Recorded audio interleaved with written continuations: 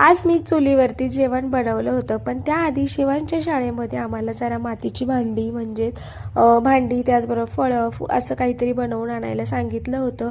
म्हणून मग आम्ही दोघं ते बनवायला बसलो आणि हे सगळं बनवून घेतलेलं होतं. आता ही शेगडी कशी पेटवतात काय हे सगळं डिटेलमध्ये मी लॉंग व्हिडिओमध्ये शेअर केलेलं आहेतच, तर तुम्हीही जाऊन नक्की चेकआउट करा. कारण की थंडी इतकी वाढली आहे, घरात गरमी येण्यासाठी म्हटलं कोळशाची शेगडी पेटवूया आणि त्याचे एक नाही तर अनेक फायदे आहेत. जेवण तर त्यावरती बनवणार आहोतच, पण त्यामुळे घरही गरम होणार आहे आणि चुलीवरचं फ्रेश जेवणही आपल्याला खायला मिळेलच. त्याचबरोबर ना, घरामध्ये इतकी जास्त थंडी आहे, ती कमी झाल्यामुळे आता सध्याचे आमच्याकडे सर्दी खोकल्याचे इन्फेक्शन झालेले आहेत थंडीमुळे, तेही कमी होणार आहे. तर कशी वाटली तुम्हाला ही आयडिया? कारण की ना, ही चूल आम्ही यासाठीच पेटवलेली आहे. पण मग उगाचच अशी पेटवण्यापेक्षा जेवणही बनवून होतंय, गॅसही वाचतोय.